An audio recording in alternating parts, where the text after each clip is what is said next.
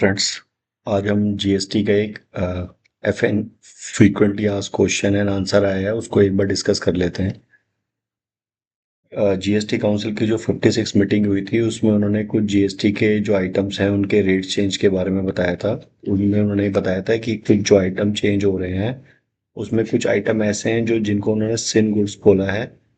वो है पान मसाला, सिगरेट, टोबैको, जर्दा, अनमैन्युफैक्चर्ड टोबैको, बीड़ी। इनका जो जीएसटी रेट चेंजेस होंगे ये 22 सितंबर से नहीं होंगे, ये अभी आगे जाके होंगे। लेकिन जो बाकी प्रोडक्ट्स हैं इसके अलावा, जो 5% या 18% जीएसटी के रेट में आएंगे, उन सब का जीएसटी नोटिफिकेशन अलग से आएगा रेट्स का, और वो 22 सितंबर से एप्लीकेबल हो जाएंगे। ये प्रोडक्ट्स जो 40% या उसकी कैटेगरी में या जर्दा और ये सब आ रहे हैं, ये क्यों नहीं होंगे? क्योंकि इसमें इन्होंने ये बताया है कि इन पे इनका जो रेट नोटिफिकेशन है, इसमें अभी कुछ अ, ये कंपनसेशन सेस का क्रेडिट चल रहा है अभी भी। तो ये जब तक एंटायर लोन एंड इंटरेस्ट इसकी लायबिलिटी डिस्चार्ज नहीं हो जाती ना on account of compensation cess, तो ये चलता रहेगा। इसका नोटिफिकेशन अलग से आएगा। सेकंड क्वेश्चन ये है जो लोगों के मन में आ रहा है कि अगर जो जीएसटी में रेट्स में चेंजेस हुआ है, क्योंकि ये जो जीएसटी का मीटिंग हुआ है 56, इसमें इन्होंने सिर्फ रेट रैशनलाइजेशन की बात करी है, बाकी एक्ट में इन्होंने कोई चेंज नहीं किया है। तो इन्होंने ये बताया है, इसमें इन्होंने क्लैरिफिकेशन दे दिया है, there is no change in the threshold for the registration required for goods under the CGST act. तो रजिस्ट्रेशन की जो रिक्वायरमेंट है वो सेम चलेगी। इवन उसको जो रजिस्ट्रेशन की रिक्वायरमेंट है, ये इसको और सिंपल करने जा रहे हैं। उसमें मोस्ट प्रॉब्ली ये कर देंगे कि आपको 3 दिन में डीम रजिस्ट्रेशन मिल जाएगा, जैसे हमारा कोविड टाइम पे चल रहा था। लेकिन उसके लिए अभी नोटिफिकेशन अलग से आएगा। लेकिन इनके मीटिंग में ये भी डिस्कस हुआ था कि ये चाह रहे हैं कि जो जीएसटी रजिस्ट्रेशन है उसको सिंपल किया जाए प्रोसेस को, और मेनली एमएसएमई कैटेगरीज के लिए। अब लोगों के मन में वो है कि ये जो जीएसटी के रेट्स में चेंजेस हुआ है, इसका नोटिफिकेशन कब तक आएगा? तो उन्होंने बोल दिया, the rate change in the GST, the change in the GST rate will be notified in the rate notification. The notification will be placed on CBIC website. जब भी ये आएंगे सीबीआईसी की वेबसाइट में ही पब्लिश कर देंगे। अब कुछ क्वेश्चन आ रहे हैं जो लोग पूछ रहे हैं कि मान लीजिए आपने जीएसटी रेट 22 से एप्लीकेबल है, लेकिन उससे पहले आपने सप्लाई कर दी गुड्स और सर्विसेज की, या आपको पहले पेमेंट आ गई, तो उन केसेस में क्या होगा? इन्होंने अब यहाँ पे एक्सप्लेन कर दिया है कि सेक्शन 14 है जो सीजीएसटी एक्ट का, उसमें अगर इन केस द गुड्स और सर्विसेज और both have been supplied before the change in the GST rate, the invoice for the same has been issued after the change in the GST rate. मान लीजिए आपने goods and supply, तो goods and supply has been before the change in and the invoice for the same has been issued after the GST rate. तो उस case में आपकी time of supply क्या होएगा? टाइम ऑफ सप्लाई उन्होंने ये बताया है कि अगर आपको सपोज पेमेंट आ गया है after the change in the GST rate, change आने के बाद, तो उस टाइम में time of supply shall be the time of receipt of payment और the date of issue of invoice whichever is earlier. अगर आपको पेमेंट आ गया जीएसटी रेट के बाद, तो उसमें जो भी पहले होगा, पेमेंट पहले आया है या इनवाइस पहले इशू हुआ है, वो ही टाइम आपका टाइम ऑफ सप्लाई माना जाएगा, विच एवर इज अर्लियर। अगर पेमेंट आपको रेट चेंज होने से पहले आया है, तो आपका फिर जीएसटी रेट चेंज होने से पहले वाला लगेगा।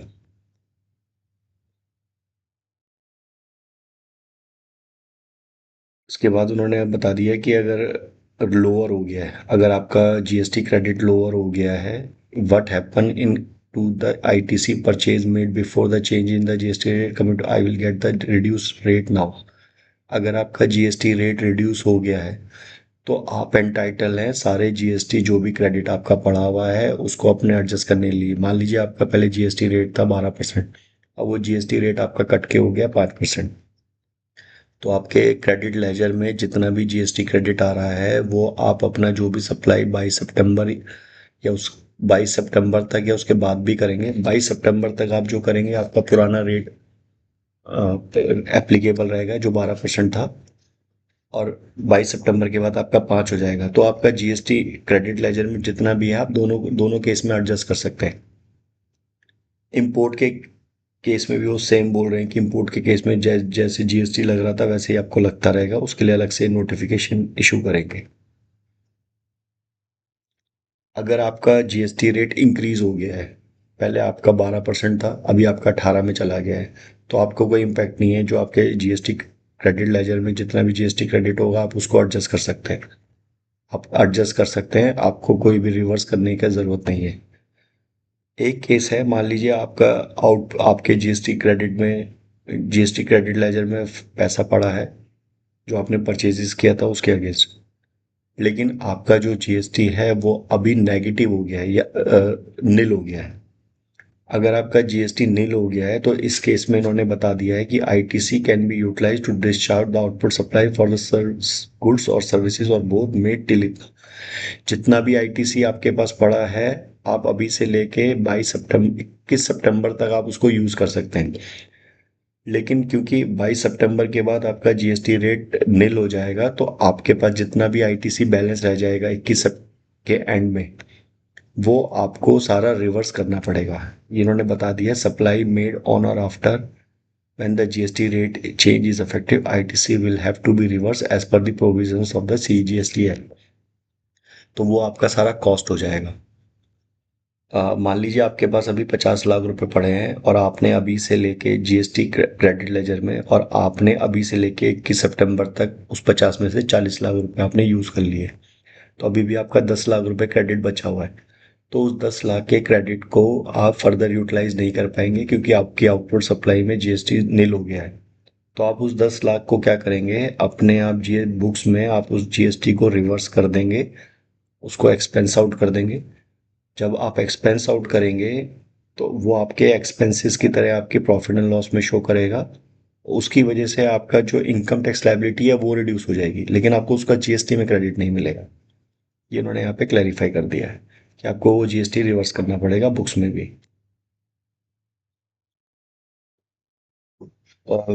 एक क्वेश्चन और, विल रिफंड और एक्यूमुलेटेड इन्वर्टेड सप्लाई ना is available when the accumulated supply on.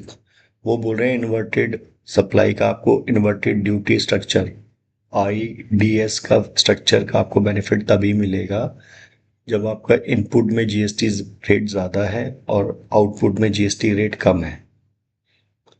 लेकिन इस केस में नहीं मिलेगा जिसमें जीएसटी रेट चेंज हो गया है। जीएसटी रेट चेंज होने की एक वजह से आपको उसका बेनिफिट नहीं देंगे। इन्होंने बोल दिया however the input and output for the same case through attractive different rate at the different point does not cover under the provision of इतना। तो इन केस में नहीं मिलेगा जिसमें जीएसटी रेट इन्होंने चेंज कर दिया है। अगर आपका इनपुट और आउटपुट में हायर और लोअर का आता है तभी आपको आईडीसी का बेनिफिट मिलेगा। अगर आपका स्टॉक पड़ा हुआ है तो आपका आउटपुट सप्लाई में 22 सितंबर के बाद वही रेट एप्लीकेबल होगा जो आपका न्यू रेट हो जाएगा। अगर आपका कोई, आप मान लीजिए आपने 20 सितंबर को कोई व्हीकल डिस्पैच किया, वो आपके ओल्ड रेट से डिस्पैच हो गया था लेकिन वो अभी एंड लोकेशन पे नहीं पहुंचा है, आपके कस्टमर या बायर को नहीं पहुंचा है, और आपने invoice and E way bill already issue कर दिया है, तो उन्होंने क्लैरिफाई कर दिया है कि उस केस में आपको अपना ई वे बिल चेंज करने या कैंसिल करने की ज़रूरत नहीं है। ई इन्होंने बता दिया e way bill currently in transit will continue to remain valid as per the original validity period। जो भी उसका ओरिजिनल वैलिडिटी पीरियड है उसके हिसाब से वो कंटिन्यू रहेगा, आपको ना उसको कैंसिल या रिफ्रेश नया इशू फ्रेश इशू करने की ज़रूरत नहीं है। क्योंकि जो आपका ई वे बिल और टैक्स इनवॉइस है वो 22 सितंबर से पहले इशू हो गया था और आपका माल इन ट्रांजिट है, इन ट्रांजिट में वही एप्लीकेबल रहेगा। अभी इस केसेस में उन्होंने मिल्क के बारे में बताया, अल्ट्रा हाई टेम्परेचर जो मिल्क है उसका इन्होंने बता दिया है कि उसको इन्होंने अभी एग्जेम्प्ट कर दिया है। पहले बाकी अदर टाइप के मिल्क एग्जेम्प्ट थे। Soya milk attract 18% GST, while soya और सोया मिल्क ड्रिंक 12% करते थे। अब इन दोनों का इन्होंने रिड्यूस करके 5% कर दिया है, और अल्ट्रा हाई टेम्परेचर जो मिल्क है उसको अदर मिल्क की तरह इन्होंने एग्जेम्प्ट कर दिया है। नॉन अल्कोहलिक बेवरेजेस को भी इन्होंने 40% की कैटेगरी में डाला है। फूड प्रिपरेशन के लिए भी उन्होंने बोल दिया, अगर कोई स्पेसिफाई नहीं हुआ है तो 5% का रेट एप्लीकेबल हो जाता है। पिज़्ज़ा और ब्रेड के केस में उन्होंने बता दिया कि ब्रेड पहले से एग्जेम्प्ट थी, और पिज़्ज़ा ब्रेड और रोटी और ये पराठा, ये अलग अलग डिफरेंट रेट थे, अब इन्होंने सभी को एग्जाम कर दिया है। कार्बोरेटेड मिल्क्स को, इनके लिए भी उन्होंने एग्जाम कर दिया है। पनीर का इन्होंने एग्जाम कर दिया है।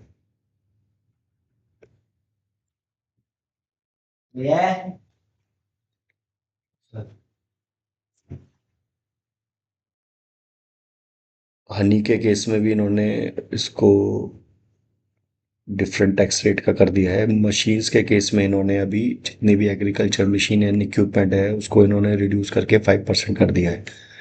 एग्रीकल्चर में इन्होंने कई जगह एग्जाम्प्ट जीरो इसलिए नहीं करा है क्योंकि इनका ये मानना है कि अगर हम जीरो कर नील नील कर देंगे या जीएसटी रेट जीरो कर देंगे, उस केस में आपको बेनिफिट की जगह मतलब आपकी कॉस्ट बढ़ जाएगी, क्योंकि उस केस में आपको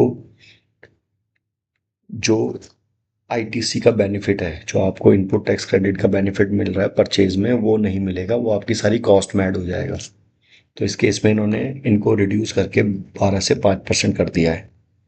यहीं पे इन्होंने एक्सप्लेन किया है कि if the agriculture machine is fully examined, the manufacturer and the dealer of those these goods would not be able to claim the input tax credit on the GST paid on the raw material, and will have to reverse the ITC paid on the input. This will increase their effective tax incidence and cost of production.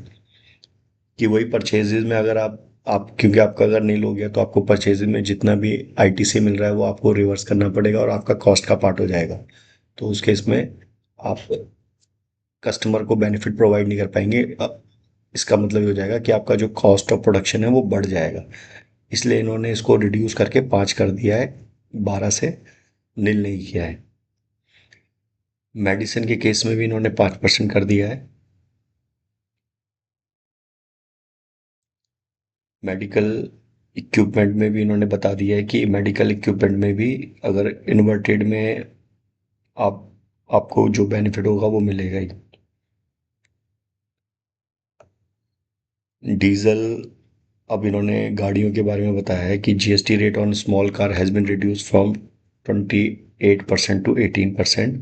For the purpose of GST, small cars means petrol, LPG, CNG cars with engine capacity up to 1200 CC and length up to 4000 mm, and diesel car with engine capacity up to 1500 cc and length up to 4000 mm।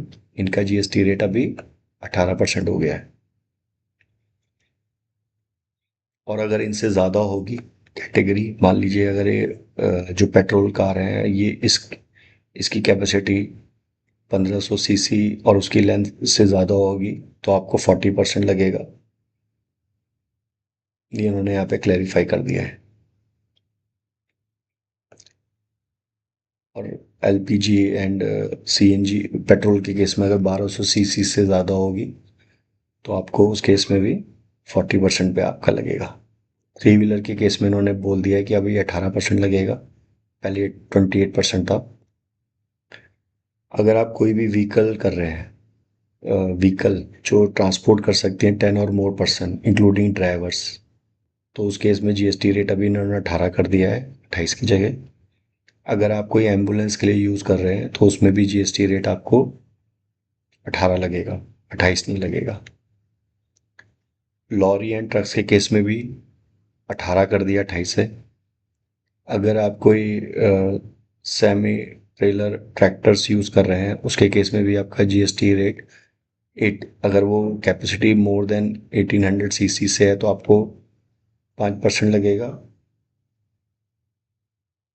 Semi trailer और engine capacity tractor other than road tractors, तो उसमें आपको 5% लगेगा। Road tractors for semi trailer with engine capacity more than 1800 CC, उसमें 18 लगेगा। Motorcycle में इन्होंने बता दिया 350 सीसी तक आपको 18% लगेगा, और 350 सीसी से ज़्यादा होगा तो आपको 40% लगेगा। तो उन्होंने ये भी क्लैरिफाई कर दिया है कि 40% rate is applicable only to motorcycle exceeding 350 CC.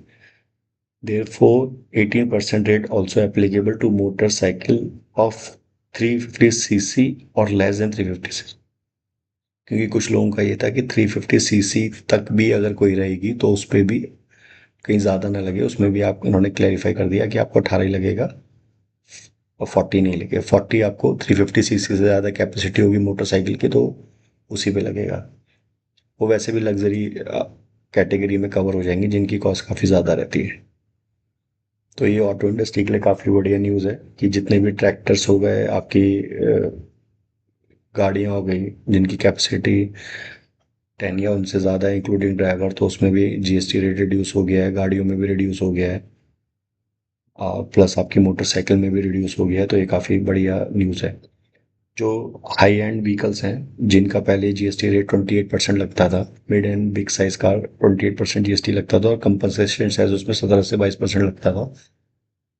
तो उसमें जो पहले टैक्स आता था 45 से 50% आता था, लेकिन अभी इन्होंने उसको मिड साइज में कर दिया 40%।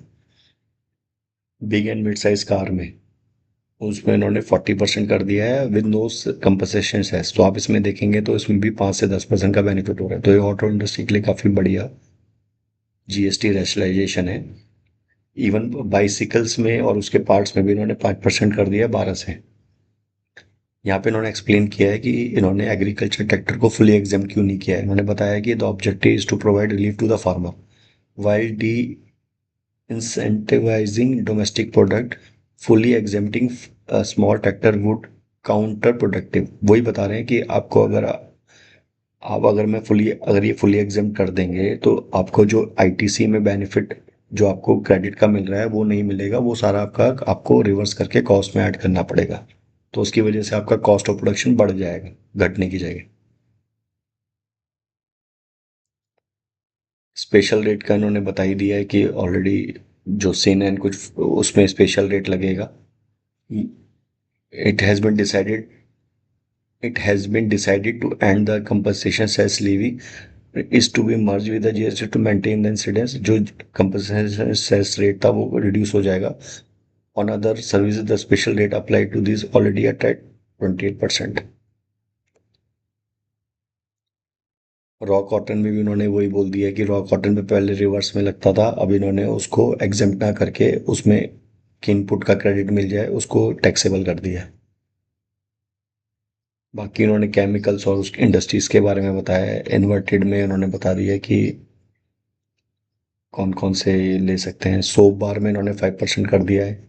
इससे ये बता रहे हैं the intent is to lower the monthly expenditure for the lower middle class and poor section of the society.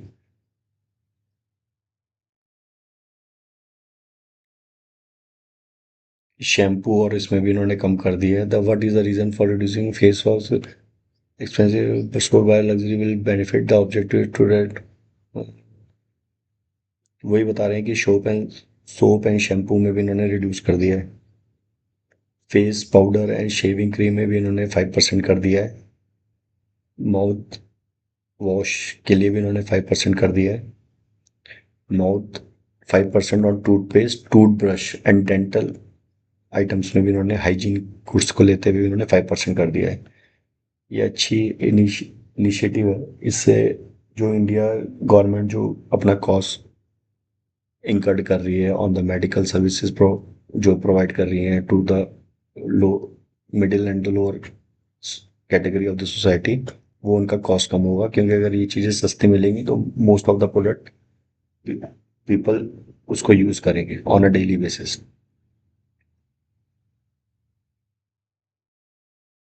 Rate और बाकी इन्होंने जो किया है रिन्यूएबल इक्विपमेंट्स में, इन्होंने रिन्यूएबल एनर्जी जो इक्विपमेंट्स एंड डिवाइसेस है उसमें उन्होंने 12 की जगह 5% कर दिया है।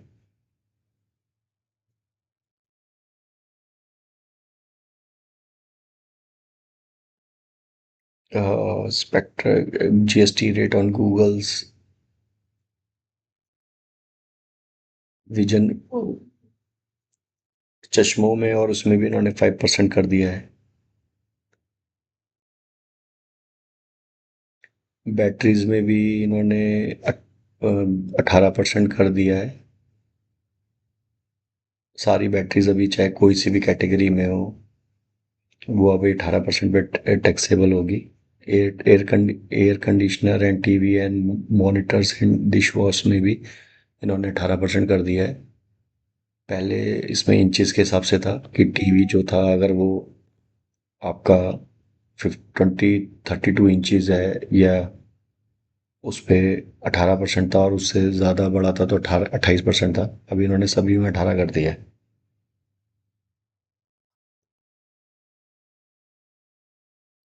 हेल्थ इंश्योरेंस में भी इन्होंने एग्जेम्प्ट कर दिया है ऑन ऑल इंडिविजुअल्स। इसमें इंडिविजुअल कैटेगरी है, ग्रुप ग्रुप इंश्योरेंस पॉलिसी है, कुछ अलग से आप लेंगे मोटर व्हीकल या उसमें एग्जेम्प्ट नहीं है। पैसेंजर ट्रांसपोर्ट सर्विसेज में भी इन्होंने 5% कर दिया है विद नो आईटीसी क्रेडिट, उसमें आईटीसी क्रेडिट नहीं मिलेगा। बाय एयर में भी इन्होंने 5% कर दिया है।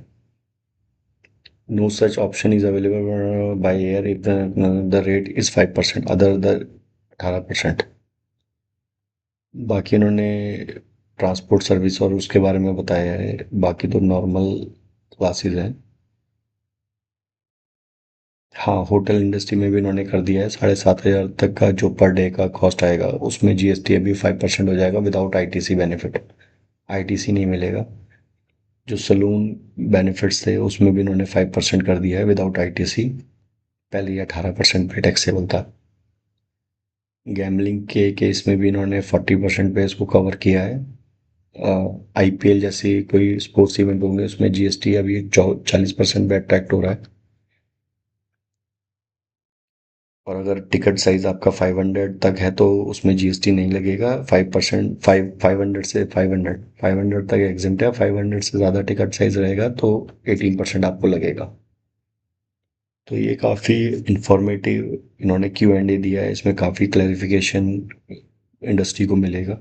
अभी बाकी भी Q&A क्लैरिफिकेशन गवर्नमेंट की तरफ से आनी बाकी है, नोटिफिकेशन भी आएंगे 22 से पहले।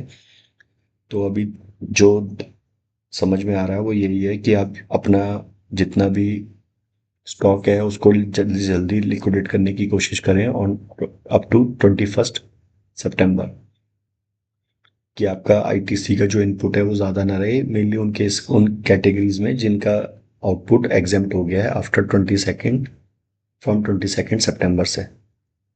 बाकी ये rate rationalisation income tax benefit जो इन्होंने स्लैब में दिया है 12,75,000 तक का, ये सारे के सारे मोटिव गवर्नमेंट के इनिशिएटिव अच्छा है कि ये सारे के सारे हमें कंजम्पशन को कंजम्पशन एंड इकोनॉमी ग्रोथ को हेल्प करेंगे।